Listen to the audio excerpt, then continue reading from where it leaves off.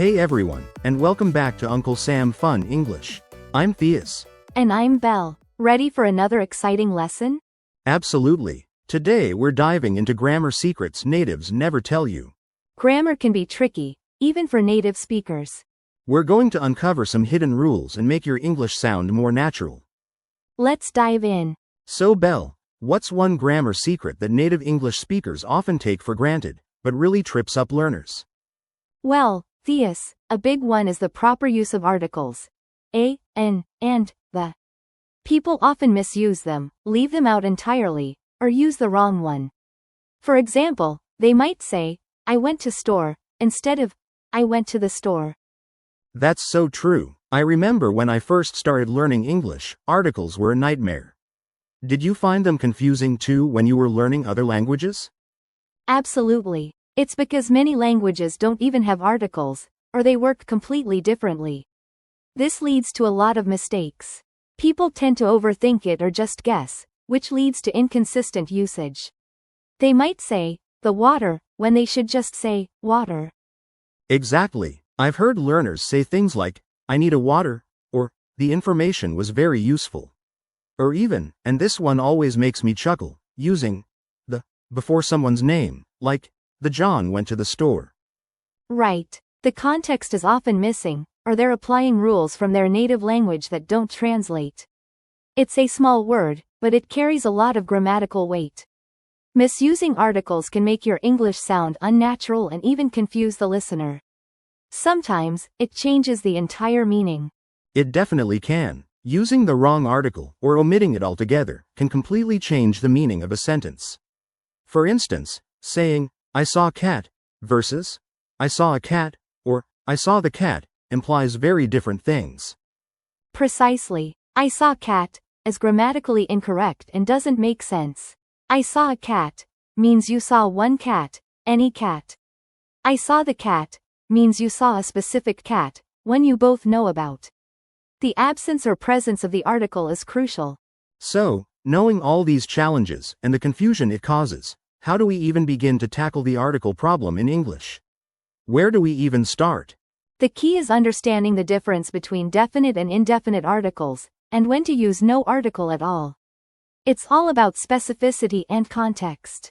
So, we'll break down the rules and look at lots of examples.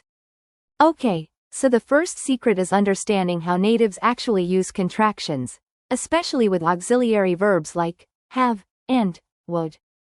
Contractions, got it, but everyone knows about I'm and you're, right? What's the secret sauce? Exactly. It's not just knowing that they exist, but understanding when and why natives choose to use them or not. For example, saying, I have, sounds more formal than I've. So it's about formality. So, if I was giving a presentation, I'd probably want to say, I have conducted research, instead of, I've conducted research? Precisely. You nailed it. The uncontracted form adds weight and seriousness. Now, consider sentences using would. I would like sounds polite and deliberate, whereas I'd like is more casual and immediate. Okay, I see. So, I'd like a coffee at a cafe, but I would like to formally request in an email to my boss? Spot on. Context is everything. Another subtle point is emphasis. If you want to emphasize the verb have, you would not contract it. Yes, I have finished the report. So, emphasizing the completion of the report, I'd say, I have finished it, not, I've finished it. Makes sense. What about negative contractions? Negative contractions are a whole other layer. Haven't and wouldn't are common, but sometimes natives avoid them for clarity. For instance, in complex sentences, uncontracted forms can prevent confusion. Can you give me an example where avoiding a negative contraction might be clearer? I'm trying to picture it.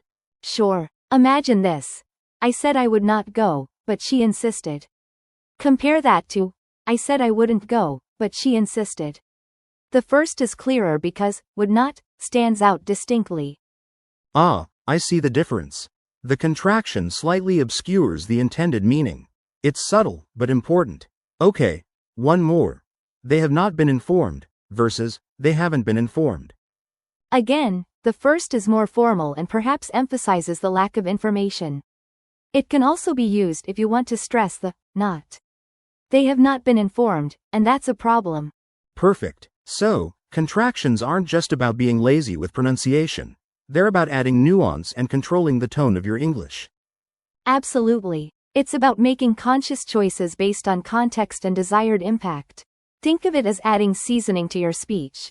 Too much or too little can change the flavor entirely.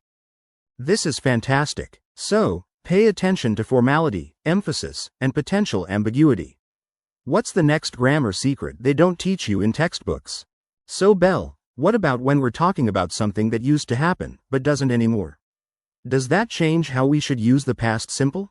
Absolutely, Theus. That's a great question. When we're talking about past habits or states that are no longer true, we can use used to plus base form of the verb. It's a super common and useful structure. Okay, so if I used to play video games all day, but now I barely touch them, would I say, I used to playing video games all day? Almost. Remember that used to is followed by the asterisk base form of the verb. So, you would say, I used to play video games all day. Adding ing turns it into something else entirely. Got it. So, I used to play instead of I used to playing. What if I want to say I never did something in the past? Good question. To say you never used to do something, you can say, I didn't used to, plus base form of the verb. For example, I didn't used to like coffee, but now I love it. So it's like the past simple negative. I didn't used to, let me try. I didn't used to eat vegetables when I was a kid. Is that right? Perfect. Exactly right. I didn't used to eat vegetables when I was a kid. You can also use never used to, which emphasizes that it never happened. I never used to enjoy running. Okay, so didn't used to, or never used to, and then the base form of the verb. Are there any other common mistakes people make with used to? Yes. One big one is mixing it up with be used to, or get used to. These have totally different meanings. Be used to means you are accustomed to something, and get used to means you are becoming accustomed to something. Oh, that's tricky. So, if I say, I am used to waking up early, that means I'm okay with waking up early now. It's not a past habit? Precisely. I am used to waking up early means you're accustomed to it. It's normal for you. It has nothing to do with a past habit. The be verb changes everything. Okay. So, used to, past habit. Be used to, accustomed to, and get used to, becoming accustomed to. Are there any exceptions to these rules? Not really exceptions, but important nuances. Used to describes things that happened regularly in the past but don't happen now. If something still happens occasionally, used to isn't the best choice. For example, instead of saying, I used to go to the gym, if you still go sometimes, you could say, I went to the gym regularly in the past. That makes sense. So, used to implies a complete change. I used to smoke, but I don't anymore. I used to live in Brazil, but now I live in Canada. Exactly. It highlights that a past state or habit is no longer true. Now, what if you want to ask someone if they used to do something? How would you phrase that as a question? Would it be, did you used to? Wait, something feels wrong there. Should it be, did you used to, since did already shows it's in the past? You got it. You're absolutely right. When you use did to form the question, the used to changes to used to. So, the correct question is, did you used to play soccer in high school? Okay, so in questions, it's did you used to, because the did already marks the past tense. Are there other situations where used to changes its form? Nope. Used to only changes to used to when you use did to form a question or a negative statement. In all other cases, it remains used to. For example, he used to be shy. Okay, so let's talk about even more advanced uses, like using these structures in formal writing or presentations. It's about choosing the right level of formality. So it's not just about grammar, but also about the context. Can you give me an example of that? Absolutely. Instead of saying, I want to do it, you'd say, I desire to accomplish this task, in a formal setting, which drastically changes the tone and impact. And if you're finding this helpful, don't forget to subscribe to Uncle Sam Fun English. We're here to make grammar less intimidating. Exactly. Consider the difference between she's gonna be there and she will be present. Both convey the same idea, but one is very casual, the other is more formal. Right. So using gonna at a business meeting might raise eyebrows, right? Precisely. Another thing to consider is using passive voice in formal writing to maintain objectivity. Instead of, we made a mistake, try, a mistake was made. So, shifting the focus from the person making the mistake to the mistake itself. Interesting. It's about softening the impact and creating a more neutral tone, which is often preferred in professional communication. Think scientific papers too. That makes sense. What about contractions? Are they always a no-go in formal settings? Not always, but use them sparingly. It is generally preferred over it's in very formal writing. However, a well-placed contraction can make your writing sound more natural. So, it's a balancing act between sounding natural and maintaining formality. Exactly. Let's say you're writing a report. You might say, the results indicate that, instead of, we think that, to sound more objective. So, it's about choosing words that create a sense of authority and objectivity. Another aspect to consider is avoiding slang or colloquialisms altogether. Instead of saying, that's a piece of cake, you could say, that is easily achievable. Good point. You wouldn't want to confuse someone by using an idiom they weren't familiar with. Precisely. Also, pay attention to sentence structure. Formal writing often involves longer, more complex sentences compared to casual speech. So, it's not just about individual words, but also how you put them together. Definitely. Instead of, it's important, so do it, you might write, due to its significance, immediate action is required. See the difference? Huge difference. The second one sounds much more professional and impactful. Another tip is to use more specific vocabulary. Instead of saying, a lot, try, a significant amount, or a considerable quantity, which sounds far more precise. That makes your writing sound more thoughtful and intentional. Absolutely. Think about using words like utilize instead of use, or implement instead of do. It adds a layer of sophistication to your writing. So, it's about elevating your vocabulary to match the formal context. Also, be mindful of your audience. What level of formality is expected by the people you're communicating with? That's a great point. You wouldn't want to be too formal or too casual for the situation. Exactly. Context is king. And remember to check out our other videos for more tips on improving your English. Precisely. Let's practice. I'm going to give you some sentences, and you tell me if the grammar is correct or if it needs fixing, and what the fix should be. Ready? Absolutely. Hit me with your best shot, Belle. I'm feeling confident after all that learning we just did. Bring on the grammar challenges. Okay, first sentence. I'm going to the store for buy some milk. Is that grammatically correct, Theus? Take your time. It sounds a little off. I think it should be, I'm going to the store to buy some milk. We need that, to connect the purpose, right? Exactly. You got it. The infinitive form of the verb after going to requires to. It clarifies the reason for going to the store.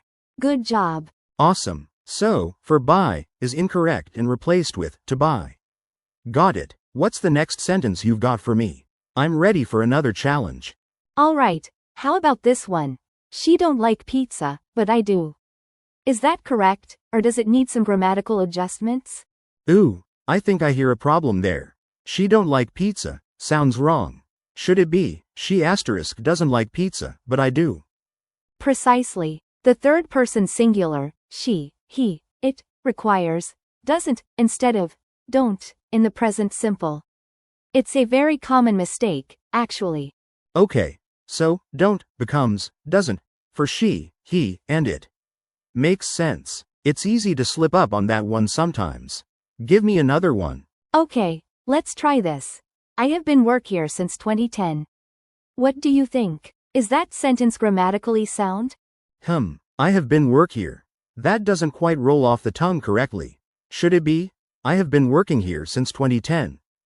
Spot on. You need the ing form of the verb after have been to form the present perfect continuous tense. This tense expresses an action that started in the past and continues to the present. Okay, so present perfect continuous requires that ing, ending. Got it, working. Makes the sentence complete and grammatically correct. Another one, please. Here's another. Who did you give the book to? Think carefully about the word order and the tense in that sentence. Okay, who did you give the book to? Something feels off with the verb. I think it should be, who did you give the book to? That's right. After the auxiliary verb, did, you need the base form of the verb, which is give. Gave is the past tense, and we already have did, indicating the past. Ah, yes, the base form after did. I almost forgot that rule. So, gave goes back to give when we have did in the question. Exactly. Who did you give the book to? Is the correct way to ask. One more for you, just to really solidify your understanding. Bring it on, Belle. I'm feeling like a grammar master at this point. Let's see if I can get this last one perfect. All right, try this one. Between you and I. This lesson is really helpful. Is there anything wrong with the pronouns in that sentence? Between you and I. Ooh, pronoun case. I think it should be between you and me. This lesson is really helpful. Pronouns after prepositions are in the objective case. Fantastic. Me is the objective case, and I is the subjective case.